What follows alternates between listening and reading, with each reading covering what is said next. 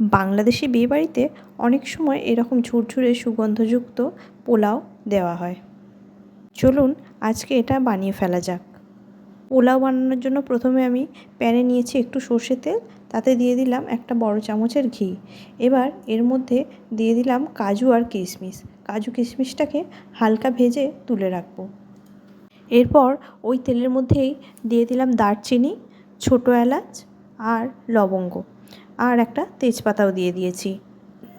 গোটা গরম মশলাটা ভালোভাবে নেড়েচেড়ে যতক্ষণ পর্যন্ত না এর থেকে সুগন্ধ বেরোচ্ছে ততক্ষণ পর্যন্ত ভাজতে থাকবো। এরপর এর মধ্যেই দিয়ে দিলাম বেরেস্তা করার জন্য পেঁয়াজ। পেঁয়াজটা একটু ভাজা ভাজা হয়ে এলেই দিয়ে দেব সামান্য একটু আদা রসুনের পেস্ট। এই সব কিছুকে এবার ভালোভাবে নেড়েচেড়ে ভেজে নেব। বাংলাদেশে পোলাওয়ের জন্য চিনি গুঁড়া চাল ব্যবহার করা হয়, কিন্তু আমি এখানে আজকে গোবিন্দভোগ চাল ব্যবহার করেছি, যেহেতু চিনি গুঁড়া আমি পাইনি। দুটো চালের মধ্যে স্বাদ এবং গন্ধে বিশেষ কোনো ফারাক নেই, তাই আমার মনে হয় না যে খেতে খুব একটা আলাদা হবে। বাংলাদেশি ভিডিওগুলোয় দেখেছি এই ধরনের পোলাও বিভিন্ন রোস্টের সঙ্গে সার্ভ করা হয়ে থাকে। গোবিন্দভোগ চালটা আমি আগে থেকেই ধুয়ে জল ঝরিয়ে রেখেছি। এবার কড়ার মধ্যে সেটা দিয়ে দিলাম। ভেজে রাখা কাজু কিশমিশটাও তার সঙ্গেই দিয়ে দিয়েছি।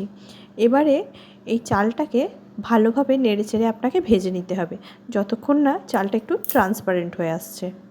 কারণ যদি চালটা আপনি ভালোভাবে না ভাজেন তাহলে চালটা আঠা আঠা হয়ে জড়িয়ে যাবে, কিন্তু চালটা সুন্দরভাবে ভেজে নিলে পোলাও একেবারে ঝরঝরে হবে।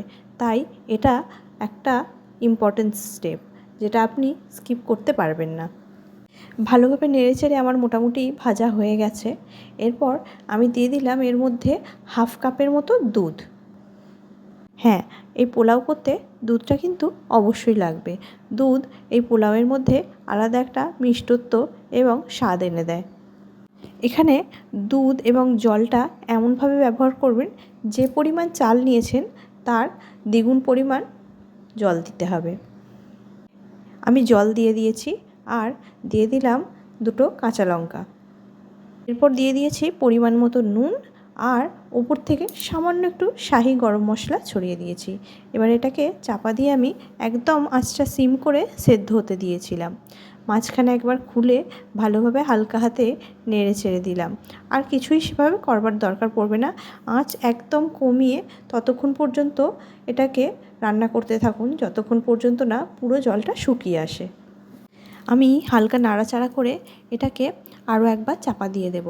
চাল আমার প্রায় সেদ্ধ হয়েই এসেছে। বাকিটা দমে থাকলে এক্কেবারে আমার ঝরঝরে পোলাও রেডি হয়ে যাবে। আমার রেসিপিগুলো আপনাদের কেমন লাগছে আমাকে একটা কমেন্ট করে জানাবেন। ভালো লাগলে লাইক করে দেবেন আর চ্যানেলটা সাবস্ক্রাইব করতে ভুলবেন না। এখানে আমার পোলাও রেডি হয়ে গেছে। একদম শেষে আমি ছড়িয়ে দিচ্ছি 2-4 দানা চিনি, কারণ পোলাওটা একটু সামান্য মিষ্টি মিষ্টি হবে। এবার চলুন দেখে নেওয়া যাক পোলাওটা আমার কেমন ঝরঝরে হয়েছে। দেখুন, এক্কেবারে ঝরঝরে সাদা ধবধবে পোলাও। আপনারাও এইভাবে বাড়িতে বানিয়ে ফেলুন আর আমাকে জানাবেন কেমন লাগলো। চলুন এবার গরম গরম খেয়ে নেওয়া যাক। চ্যানেলটা ভালো লাগলে সাবস্ক্রাইব করে দেবেন। ধন্যবাদ।